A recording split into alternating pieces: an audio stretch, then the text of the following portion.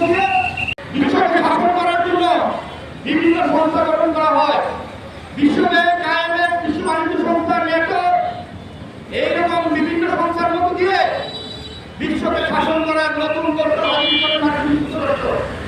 এইসব সংস্থার বাইরেও দ্বিপাক্ষিক চুক্তির নামে বিভিন্ন উন্নয়নশীল দেশকে নিজেদের সাম্রাজ্যের মধ্যে নিয়ে আসার নানা কৌশলের মধ্য দিয়েই পৃথিবীতে মার্কিন সাম্রাজ্যবাদের অর্থনৈতিক ও রাজনৈতিক নিয়ন্ত্রণ প্রতিষ্ঠা হয়েছে। স্বাধীনতার পর থেকে বেশিরভাগ সরকারকে আমরা দেখেছি মার্কিন সাম্রাজ্যবাদের মার্কিন নীতির কাছে দেশের জনগণের স্বার্থ জনগণ দিয়ে বিভিন্ন চুক্তি, বিভিন্ন আসল চুক্তি জনগণের স্বার্থ বিরোধী চুক্তি সম্পাদিত হয়েছে।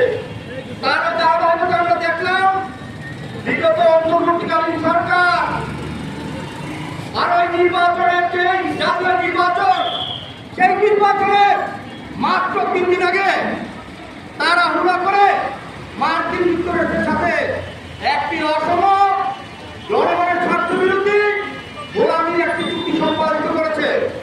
আপনারা একটু আগে পূর্ববর্তী বক্তার কাছে শুনেছেন যে সেই চুক্তির মধ্যে কি কি বিষয় উল্লেখ আছে।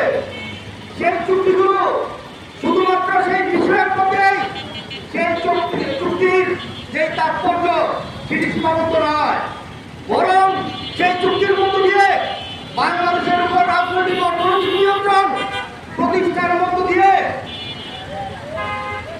এই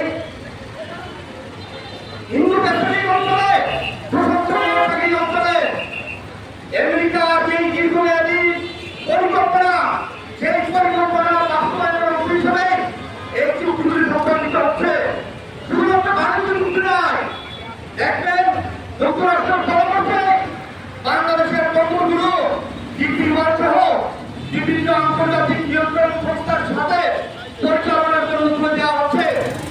বাংলাদেশের যারা বন্দরগুলো পরিচালনা করে তারা লাভজনক অবস্থানে থাকলেও কোনো এক অদৃশ্য শক্তির ইশারায় সেই লাভজনক বন্দর প্রতিষ্ঠানগুলোকে পরিচালনার দায়িত্ব না দিয়ে বিদেশিদের নিয়ন্ত্রণে বন্দরকে আর তুলে দেওয়া হচ্ছে।